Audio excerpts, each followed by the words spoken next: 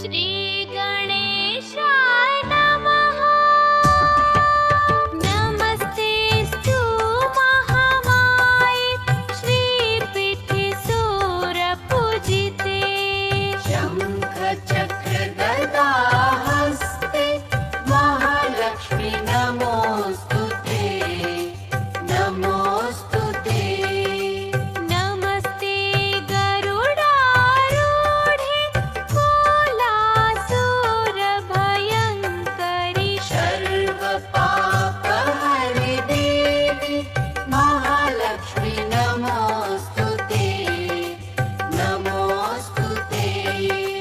सर्वज्ञे सर्ववरदे सर्वदुष्टभयङ्करि। सर्वदुःखहरि देवी महालक्ष्मी नमोस्तुते नमोस्तुते।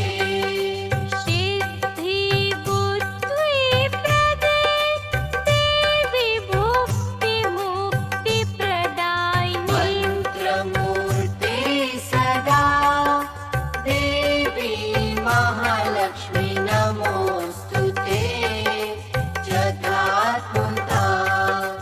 आद्यन्तरहिते देवी आद्यशक्ति महेश्वरी। योगजे योगसम्भूते महालक्ष्मी नमोस्तुते नमोस्तुते। स्थूल सूक्ष्म महारौद्रे महाशक्ति महोदरे। महापापहरे देवी महालक्ष्मी नमोस्तुते नमोस्तुते। पद्मासनस्थिते देवी परब्रह्मस्वरूपिणी। परमेशि जगन्मातर महालक्ष्मी नमोस्तुते।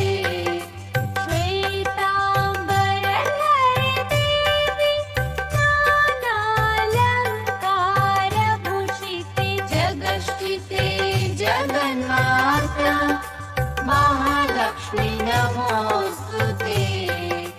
महालक्ष्म्यष्टकस्तोत्रं यः पठेत भक्तिमानरः सर्वसिद्धिमवाप्नोति राज्यं प्राप्नोति सर्वदानोन्मे। एकाले पठे नित्यं महापापविनाशनं। द्विकालं यः पठे नित्यं धनधान्यसमन्वितः नो मेषाम्। त्रिकालं यः पठे नित्यं महाशत्रुविनाशनं। महालक्ष्मीरभवेद्यं प्रसन्ना वरदा शुभा वन्येषाम्। इत्तिन्द्रकृतश्रीमहालक्ष्म्यष्टकस्तव सम्पूर्णः।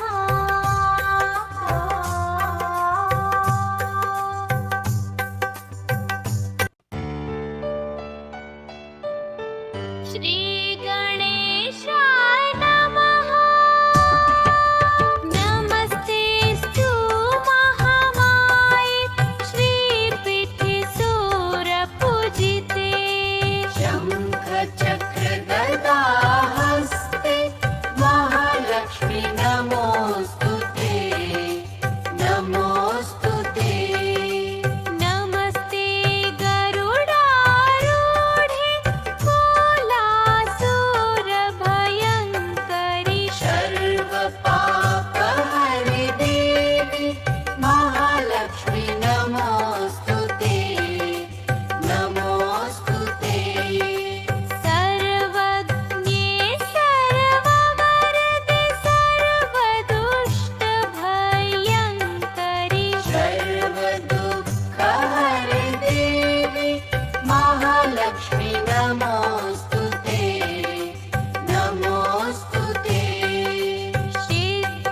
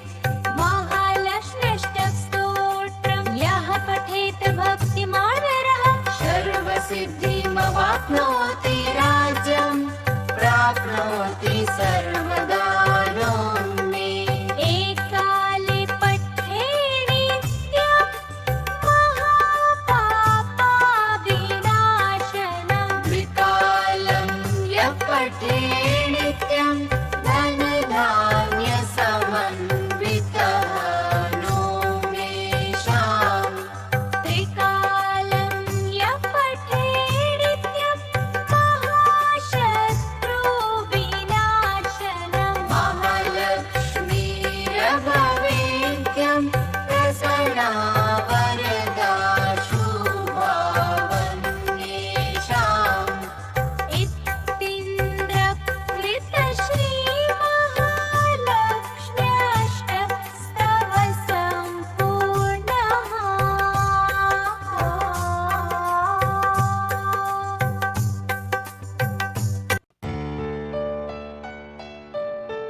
श्रीगणेशाय नमः।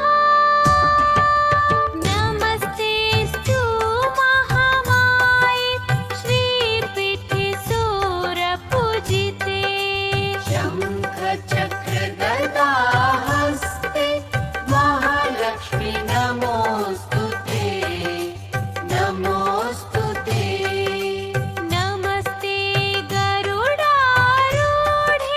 कोलासुरभयङ्करि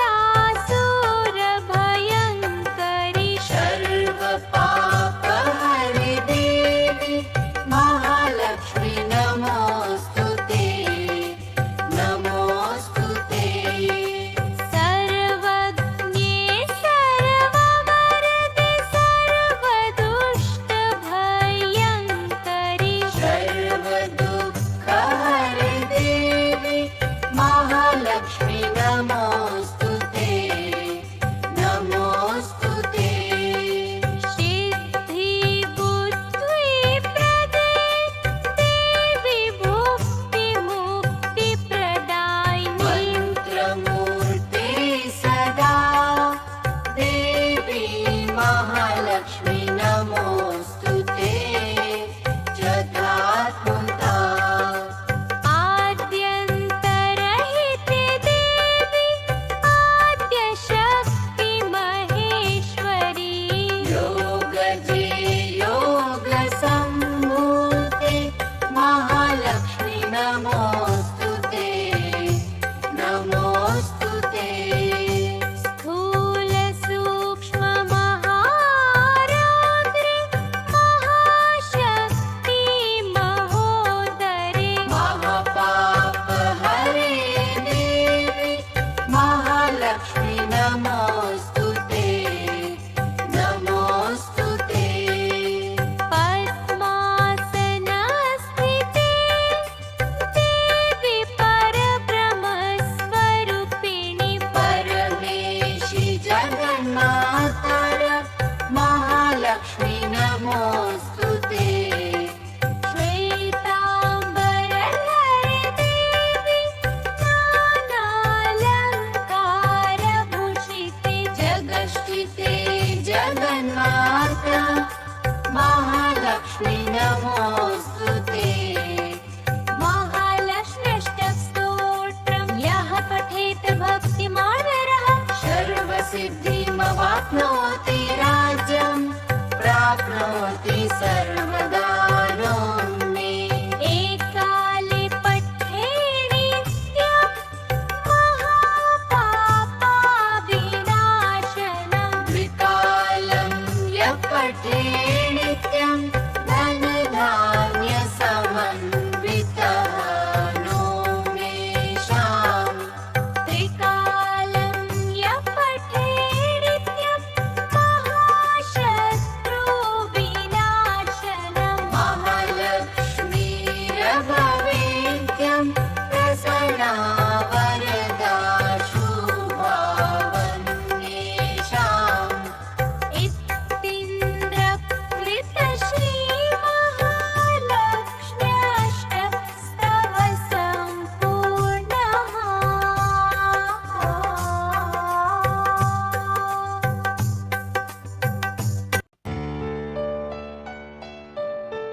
श्रीगणेशाय नमः।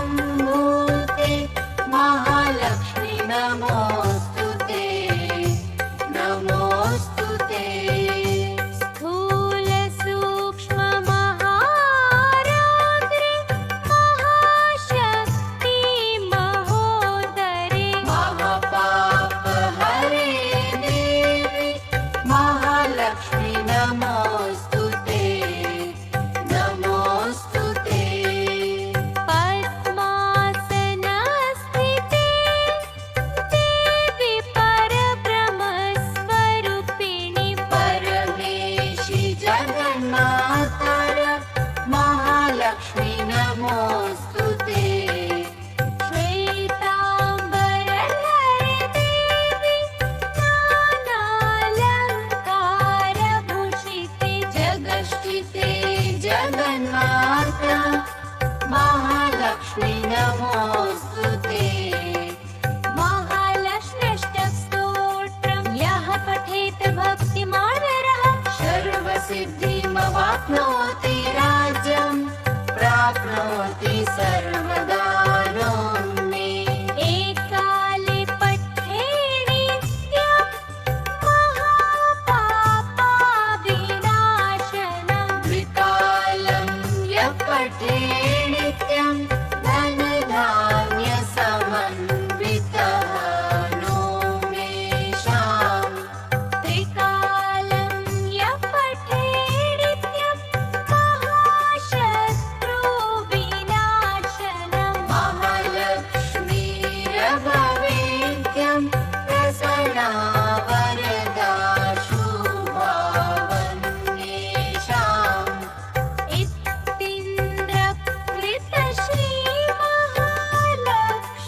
इत्तिन्द्रकृतश्रीमहालक्ष्म्यष्टकस्तव सम्पूर्णः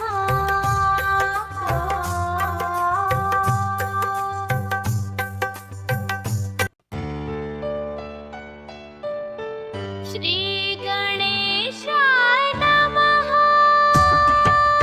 नमस्तेऽस्तु महामाये श्रीपीठे सुरपूजिते शङ्खचक्रगदाहस्ते महालक्ष्मी नमोऽस्तु ते नमोऽस्तु ते नमस्ते गरुडारूढे कोलासुरभयङ्करि सर्वपापहरि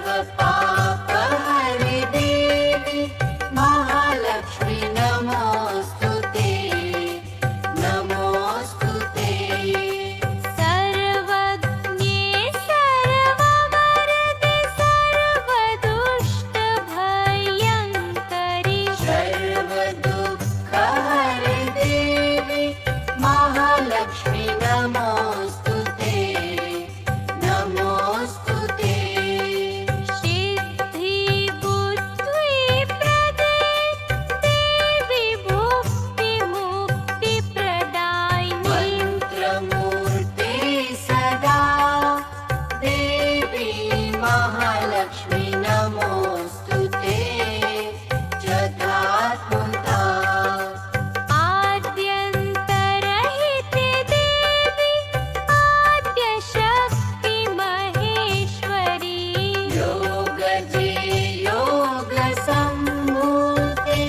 महालक्ष्मी नमोऽस्तु ते नमोऽस्तु ते स्थूलसूक्ष्ममहारात्रे महाशक्ति महोदरे महापापहरे देवी महालक्ष्मी नमोऽस्तु ते नमोऽस्तु ते पद्मासनस्थिते देवी परब्रह्मस्वरूपिणि परमेशि जगन्मातर महालक्ष्मी नमोऽस्तु ते श्वेताम्बरधरे देवी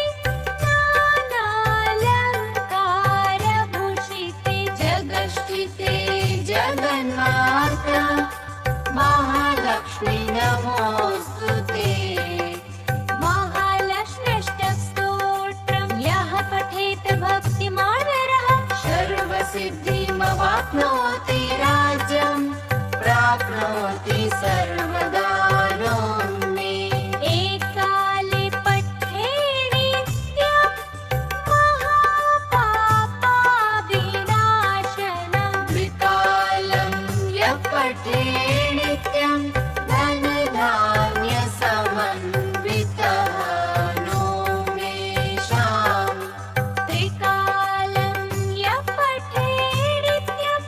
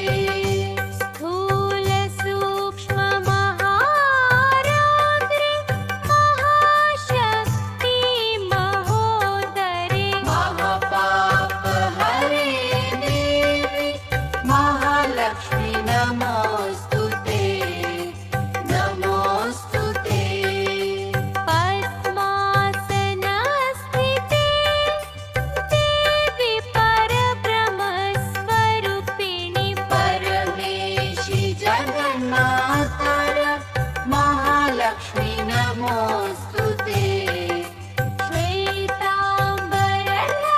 देवी नानालङ्कारभूषिते जगष्टिते जगन्माता महालक्ष्मी नमोऽस्तु ते महालक्ष्म्यष्टकस्तोत्रं यः पठेत भक्तिमान् नरः सर्वसिद्धिमवाप्नोति राज्यं प्राप्नोति सर्वदानं मे एकाले पठे नित्यं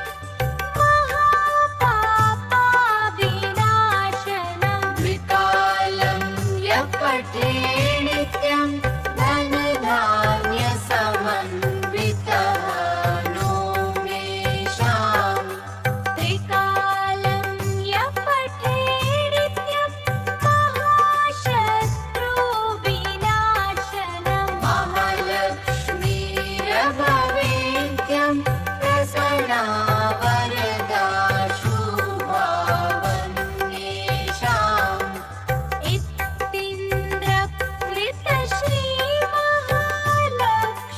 इत्तिन्द्रकृतश्रीमहालक्ष्म्यष्टकस्तव सम्पूर्णः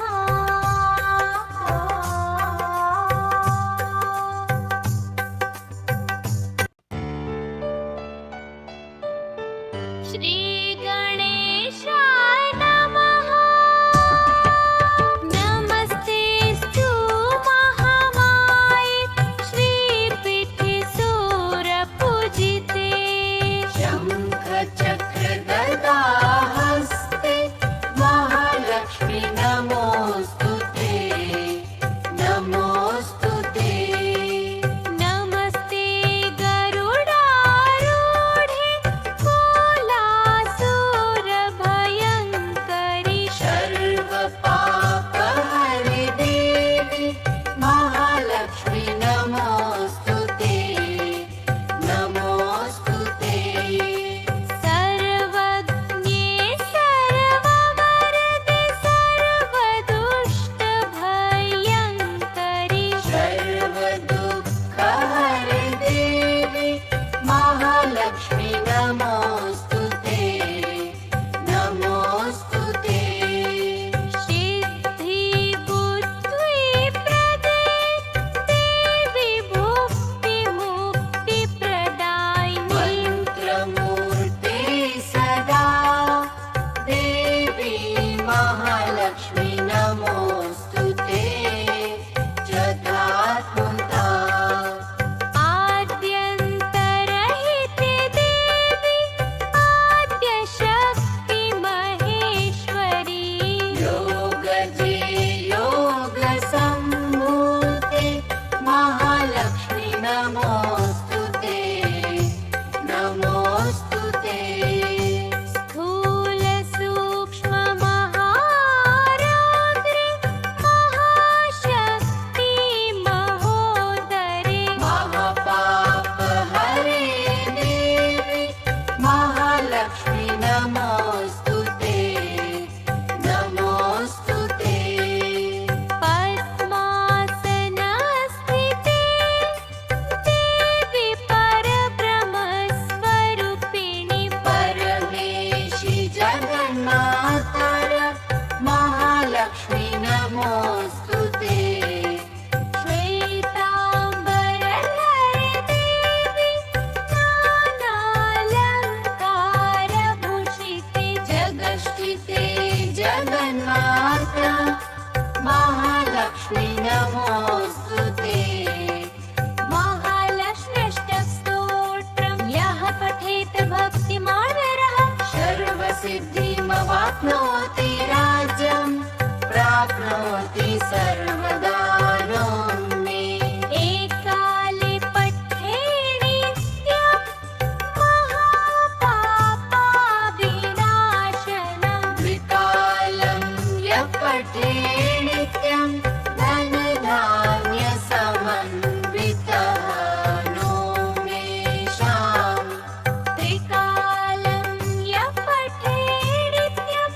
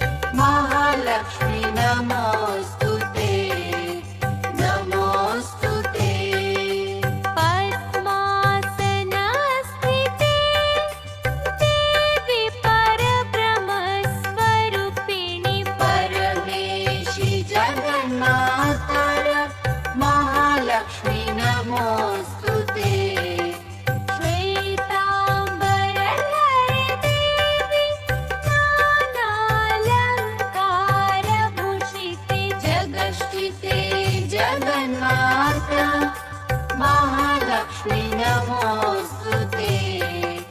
महालक्ष्म्यष्टकस्तोत्रम् यः पठेत भक्तिमान् नरः सर्वसिद्धिमवाप्नोति राज्यं प्राप्नोति सर्वदानं मे। एकाले पठे नित्यं महापापविनाशनम् द्विकालं यः पठे नित्यं धनधान्यसमन्वितः नो मे शाम्।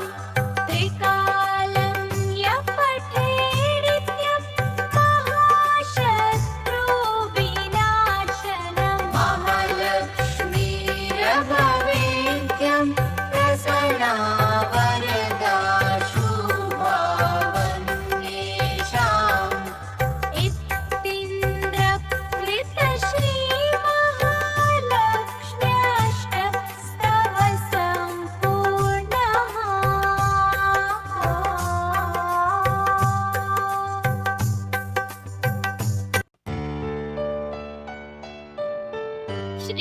श्रीगणेशाय नमः।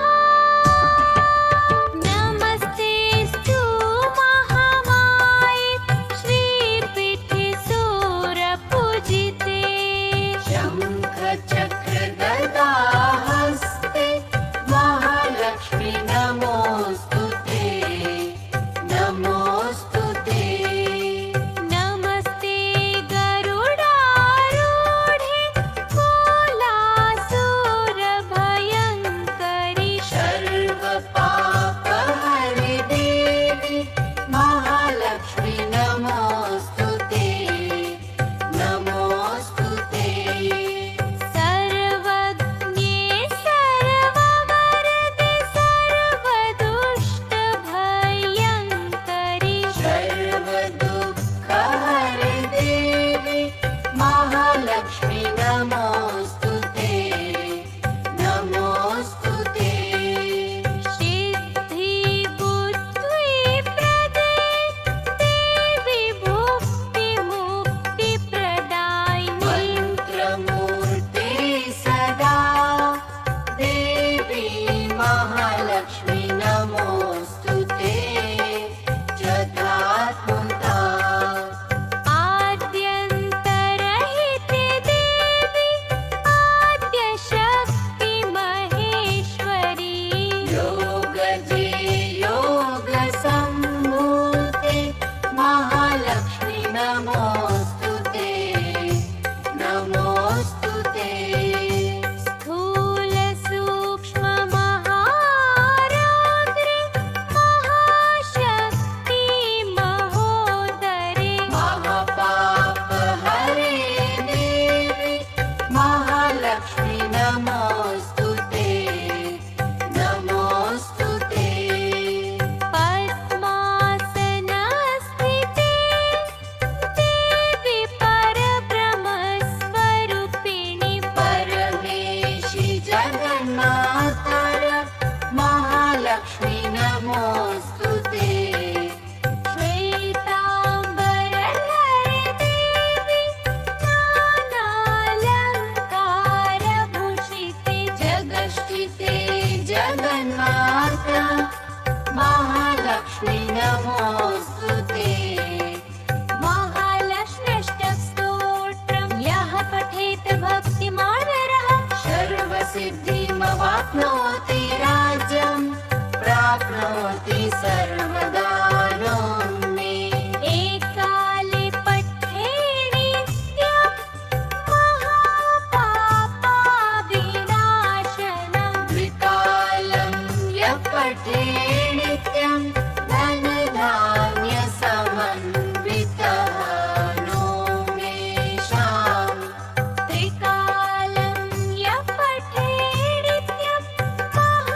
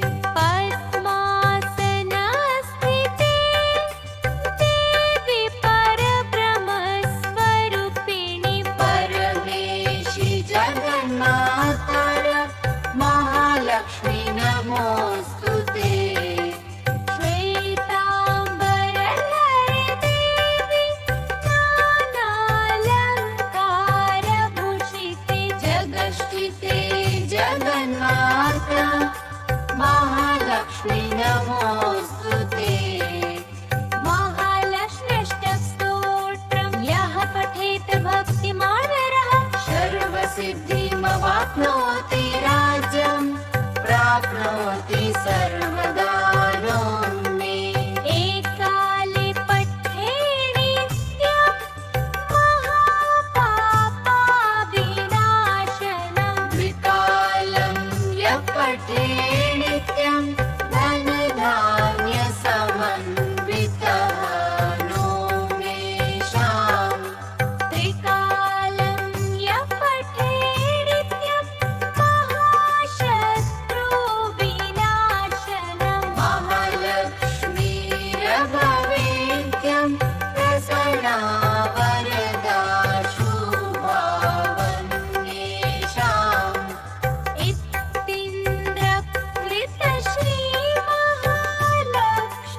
इत्तिन्द्रकृतश्रीमहालक्ष्म्यष्टकस्तव सम्पूर्णः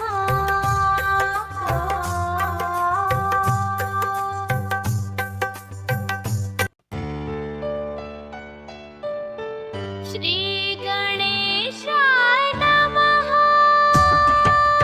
नमस्तेऽस्तु महामाये श्रीपीठे सुरपूजिते शङ्खचक्रगदाहस्ते महालक्ष्मी नमोऽस्तुते नमोऽस्तुते नमस्ते गरुडारूढे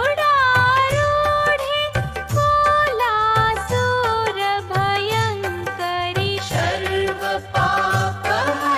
देवी महालक्ष्मी नमोऽस्तुते नमोऽस्तुते सर्वज्ञे सर्ववरदे सर्वदुष्टभयङ्करि सर्वदुःखहरे देवी महालक्ष्मी नमोऽस्तुते नमोऽस्तुते सिद्धिबुद्धिप्रदे देवी भुक्तिमुक्तिप्रदायिनी मन्त्रमूर्ते सदा देवी महालक्ष्मी